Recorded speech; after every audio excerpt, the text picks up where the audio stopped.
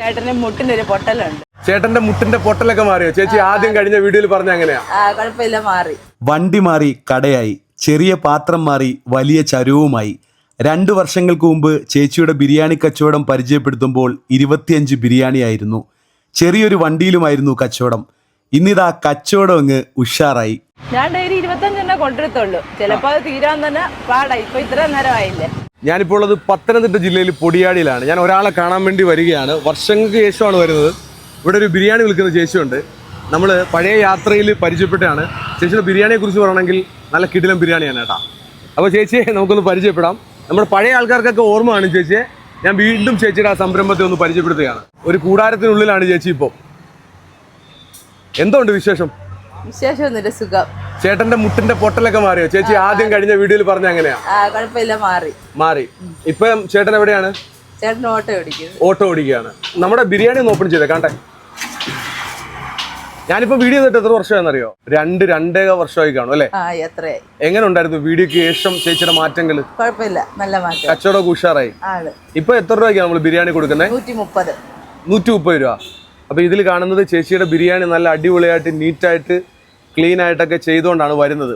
വീട്ടിൽ നിന്ന് എത്ര മണിയാകുമ്പോൾ ഇറങ്ങും? ഇപ്പൊ 11:30 ആവും.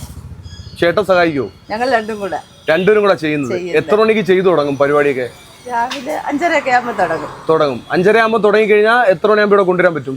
11:15. ചേച്ചി ചെയ്യുന്നത് റൈസും ചിക്കനും സെപ്പറേറ്റാ ചെയ്യുന്നത് അല്ലേ? 2 പാക്കറ്റിലായിട്ടാ കൊടുക്കുന്നത്. ആദ്യ സമയത്ത് തുടക്കം എത്ര ബിരിയാണിയിലായിരുന്നു?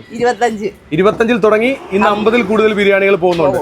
ഓർഡർ ഒക്കെ നേരത്തെ സ്വീകരിക്കുന്നുണ്ടോ? എല്ലാ പരിപാടിയും ഉണ്ട്. കല്യാണത്തിന്റെ.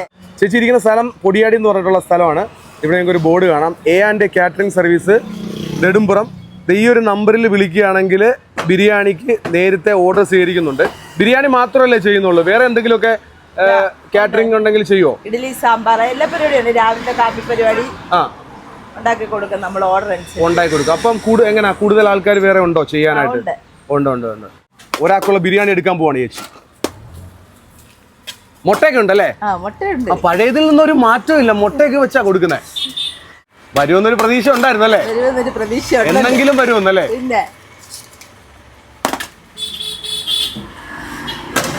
അപ്പൊ ചേട്ടനോട് പ്രത്യേക അന്വേഷണം പറയാ.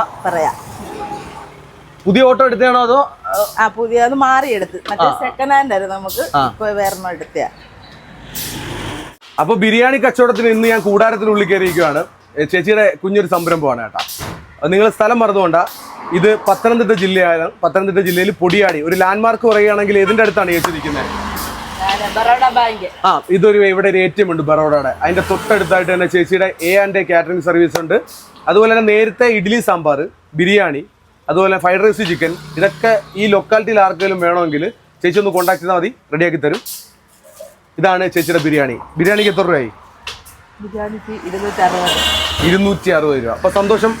വർഷങ്ങൾക്ക് ശേഷം വീണ്ടും ചേച്ചിയെ പരിചയപ്പെടുന്നതാണ് കേട്ടോ.